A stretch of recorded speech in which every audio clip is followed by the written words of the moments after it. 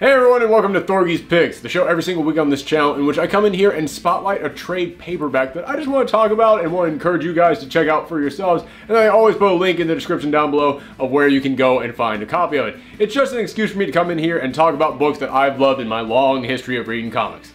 That's not what we're doing today. Today is kind of a special day on Thorgy's Picks, because if you guys have watched the Professor Thorgy channel long enough, you might have seen the game show that we did last October. You might also have seen the anime show that we did 2 months ago, which we are doing a brand new episode of that next month. My dog has been sick for a month straight, so that's why we didn't do one this month. Peach is fine. Don't worry, everybody. Thank you for your concern, though. But yeah, that's why we skipped this month. The anime show will be returning next month, though. But if you checked out any of those shows, then you might know a guy named Fabian. He has been on each of those episodes, and I bring him up because he is not just a friend of the Professor Thorgy channel, he's also a comic book writer and artist. And today, from Black Mask, the book We Are the Danger came out in stores and online, and it is his book. If you guys want to check it out, then go ahead and take a look at it. I'm putting a link to where you can get a digital copy of it in the description down below on Comixology. Or if you just want a physical copy of it, I'll find a store out there that does deliver all over the world, and I'll put a link to where you can buy it through them down there as well. Now make no mistake, I'm not just coming in here and talking about this book today simply because I know the guy who made it. I will admit that's the reason why we're doing it on Thorgy's Picks rather than doing a full trade paperback like we normally do. However, I still wanted to spotlight because I just really like this book. This is a super charming book, and if you guys have watched this channel for long enough, you know that one of the things that I love the most in a comic is charm. It's one of the main things that I look for. Anytime that you can put heart and warmth into a book that just makes me really fall in love with your characters instantly, then yeah, I am going to praise that book, and this book has it. It's also a great slice of life book, which honestly, over the past couple years, I've really started to move further away from superhero books and the big giant science fiction books, and I've started to move more into the slice of life books. I kind of like the smaller, simpler books that are just about people growing and coming together. I like books that are about heart rather than about fists these days. And yeah, that's what this book is. What this book is it's a story about a girl who is moving to a new school and no one really wants to talk to her. She is kind of an outsider. You know, it's tough being the new kid, and this book is able to capture that feeling, but she loves music. So one day, she is playing her guitar in an empty room in the school, and this girl hears her and basically says, okay, well, hey, if you like music, come and check out this show tonight. One thing leads to another, and she ends up forming her own band. And that's what this book is all about. It's about a group of quirky young musicians all coming together and forming a band. And honestly, I love quirky characters forming friendships with each other, and that's what this book is setting up. It's a group of kind of like misfit toy kind of characters, all sort of coming together, but this band is the thing that is going to unite them, and you're able to get that sense of that's where this story is going right from the first issue, because this first issue actually has great pacing to it. This first issue, it moves. At the end of this first issue, it's not like she's met one person who's gotten her interest in the band. No, the band is formed at the end of this first issue, and one thing that I'm constantly pointing out is that pacing is very important in comics, because when you have a medium where only one part of it comes out every single month, yeah, you need the story to move along.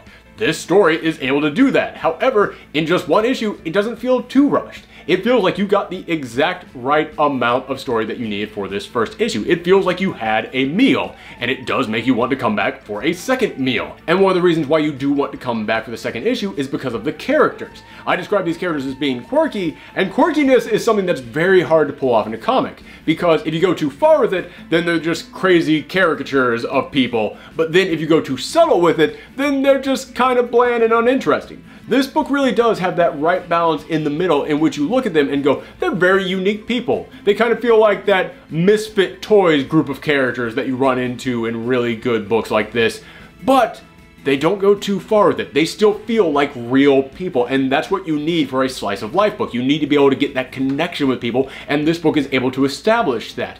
Now, as I said, this book does move. It does have really good pacing, but when you have a book that really moves to the storyline, one of the things that often gets sacrificed when you go too fast is the characters. You don't get to spend enough time to be able to form a connection with them.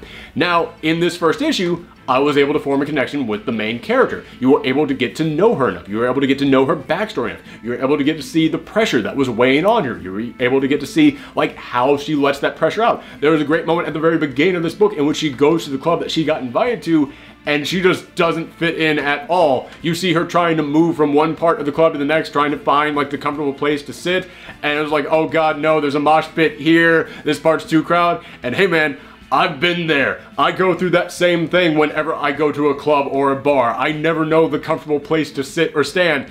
Yeah, man, it was great. In that one little sequence that she went through, I was like, you know what? I can identify with this character. It was a great way of creating relatability with the character. And then when it came to all the other members of the band, yeah, you got to race through them really quickly, but they all had really distinct designs to them that actually made it really easy for me to look at them and go, okay, I can tell the type of character that this is. And the little bits of interaction that we did get with each member of the band really was able to back that up. Designs for characters is a really special thing to be able to pull off because, yeah man, when you're going for a slice of life book, when it's not people in costumes and it's just people dressed like normal people, it's way harder to be able to pull off those small subtle things that make you look at these characters and go, I can identify who this is going to be.